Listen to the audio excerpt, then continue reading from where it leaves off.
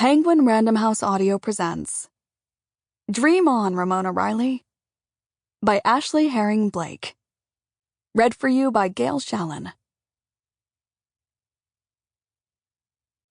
For everyone with dreams deferred, it's never too late. Author's note. While Dream On, Ramona Riley is a joyful romance, please be aware that the story contains alcohol use, mentions of parental neglect, mentions of parental abandonment, mentions of past drug use, a scene of drunkenness, and discussions of sobriety. There are also consensual and explicit sex scenes. Please take care of yourself while listening to this story, and always. Chapter 1. Ramona Riley wasn't prone to astrological panic. She wasn't prone to any kind of panic, really. In her 31 years, she'd learned that everyone's life, including her own, ran a lot smoother when she kept both feet planted on the earth. So the fact that April, her best friend since 4th grade, was currently reading Libra's fate out loud for the second time in 10 minutes, with her eyebrows vaulted into her short crimson-streaked hair, did very little to stir Ramona's sense of urgency. "Did you hear that?"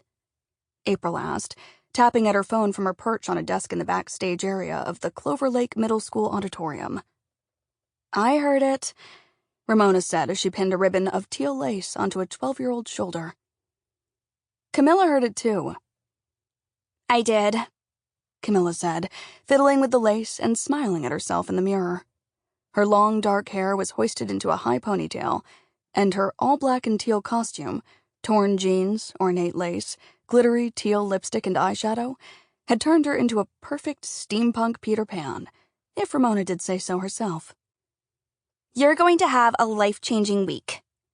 "How exciting for me," Ramona said, winking at Camilla, and moving on to securing the black belt covered in soda bottle caps with a seatbelt buckle around her waist. It hung low, and with the girl's lanky frame and big stomping Doc Martens, she looked fucking badass. Not that she'd ever say such words in front of one of her father's preteen students, but she could think it. "Okay," April said, crisscrossing her own black jean-clad legs on the desk and folding her heavily tattooed arms over her chest. "Clearly, neither one of you were actually listening. Madame Andromeda's uncanny insight into Libra this week does not involve anything life-changing." "Life-affirming?" Ramona asked. Camilla giggled. "Life-giving?" "God, that sounds like I'm going to get Ramona froze, meeting Camilla's precocious expression in the mirror. "You know what? Let's go with life-affirming."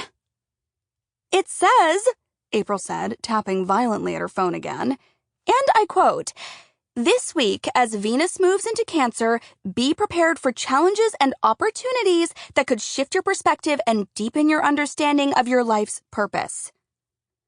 Camilla shrugged. "Sounds life-changing to me." "Of course it does," April said, throwing up her arms and letting them flop back down onto her thighs. "Of course it's life-changing, but Madame Andromeda didn't say life-changing. She said could. And could is what you make of it, isn't it?" And with that declaration, April let out a huffy breath and went back to scrolling through her phone. "Is she okay?" Camilla whispered. Honestly, Ramona wasn't sure. But she didn't want to get into the intricacies of how her BFF thought Ramona was wasting her life in Clover Lake, New Hampshire, with a middle schooler, now or ever. She'd had plenty of experience with the age group, from her own sister Olive's tumultuous time at Clover Lake Middle to her father's position as an 8th-grade English teacher and drama club director. And Ramona had learned that this particular species of human didn't exactly do nuance. "She's fine, love," Ramona said, then took Camilla's hands and held them out. "And you, Peter Pan, look amazing." Camilla beamed, then skipped off to stage right to join her lost boys, a gaggle of students that Ramona had outfitted to look like degenerates from a posh private school with distressed plaid skirts, torn stockings, boots of all colors, 70s band tees, Pretty much anything she could find for $5 or less at Thayer's Sift and Thrift shop downtown. "You're up, Tank," she called to a kid named Bellamy. They bounded over, already wearing a fitted brown leather vest over an ivy-patterned green skirt that Ramona had made herself, and their brown arms were streaked with a bit of strategic glitter. All they needed now were the gossamer wings, thick belt full of gadgets, dull garden shears and a magnifying glass, and a pair of vintage leather goggles atop their head. April observed Ramona coolly, while Ramona fussed over Bellamy's final touches. "What?" Ramona asked, smearing some glitter over Bellamy's cheeks. "How many is this?" April asked. "How many is what?" Ramona asked, even though she knew. And from the way April lifted a single eyebrow, she knew that Ramona knew. Ramona sighed, gave Bellamy a fist bump, and sent them along to join the rest of the cast awaiting their Saturday afternoon matinee curtain call.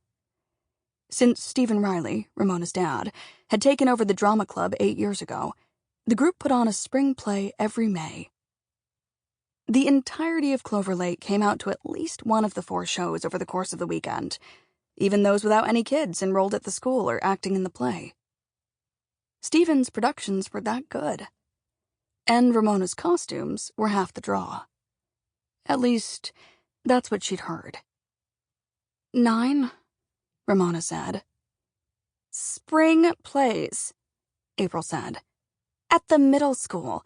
Don't get me started on the high school and how much free labor you give Jane Davenport every fall.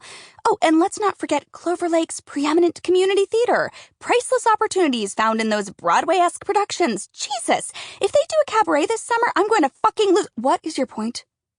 Ramona said, adjusting her utility belt around her soft hips that held her measuring tape, safety pins, Velcro, and anything else she might need during a show in case a costume went awry. "My point?" April asked. "You don't already know it?" "Apes, come on." "It's May." "This I know." "Olive leaves for Nashville at the end of August." Ramona looked away toward the stage, her cheeks immediately hot. She didn't automatically start crying any time she thought of her little sister graduating from high school and leaving for Vanderbilt University at the end of the summer, but her body definitely reacted as though entering fight-or-flight mode. "Honey," April said more softly, "she's going to do great." Ramona nodded, didn't trust her voice yet. Except for the single year Ramona had spent at the Rhode Island School of Design, she had rarely been away from Olive since her birth, when Ramona was 13. Their mother had been gone since Olive was 6 months old. Apparently, motherhood wasn't all she dreamed it would be, and Rebecca Riley took off for a better life, God only knew where. So, near the end of Ramona's freshman year at RISD, when Ramona and Olive's single dad suffered a shattered leg in a car accident they were all lucky didn't kill him, there was nothing else for Ramona to do but come home, get a job at Clover Moon Café while her father learned how to walk again, and help raise 6-year-old Olive. That was 12 years ago. 12 years of Olive's scraped knees and softball games, including the 3 years she did travel ball in high school, which meant Ramona was constantly driving all over the state. 12 years of Olive crying over mean girls into Ramona's lap. Then, Ramona's intense relief when she became friends with Marley Bristow in 8th grade, and they both left the mean girls behind for pitching strategies and ornate braids for game days.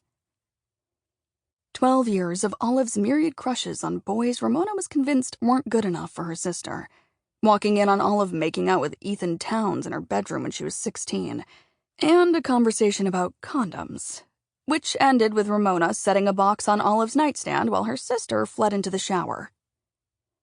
12 years of laughter and tears and questions, and now all of that was coming to a close. Ramona no longer had to worry about her schedule at the cafe conflicting with one of Olive's away games. Soon, she wouldn't have to stay up until Olive got home from a party, or take Olive to the gynecologist. Olive was an adult. Olive was leaving home. And she wouldn't be coming back like Ramona did. Ramona would make damn sure of it. Still, in all her excitement over Olive's future, she had to admit, facing an empty nest at the age of 31. Sample complete. Ready to continue?